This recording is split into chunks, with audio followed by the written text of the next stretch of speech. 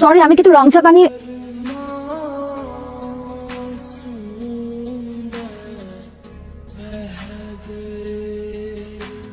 কেউ আছেন বাড়িতে? আসসালামু আলাইকুম। ওয়ালাইকুম আসসালাম। আপনি মোনা? জি। আপনি? আমি জাহিদের নানি হই। ও নানি আর আমি আপনার দুই বোন। আচ্ছা, জাহিদ কি বাড়িতে নেই?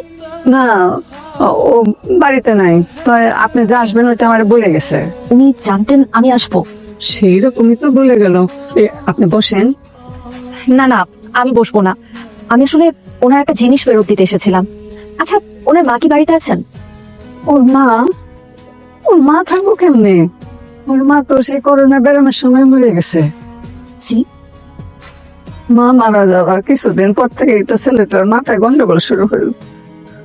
আর ওর বাপ তো ও ছোট থাকতে আর বোঝার আগেই মারা গেছিল।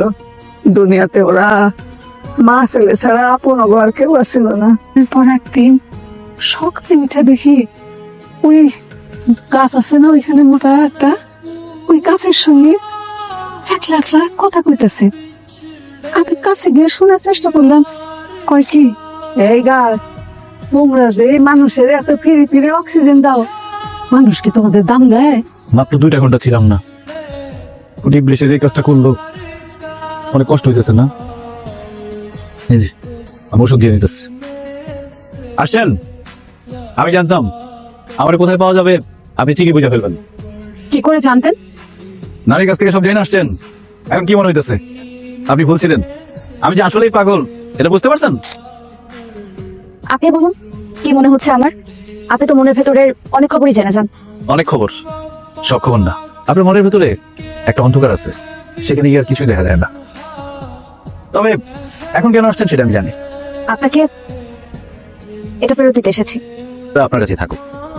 কিন্তু আমি তো পাগল, পাগলের কাছে এইসব জিনিস অপ্রয়োজনীয়। তাছাড়া আমার মা যে কারণে দুজোড়া রেখে গেছে, আমি জানি আমি কোনোদিনও সেরকম মানুষ খুঁজে পাবো না।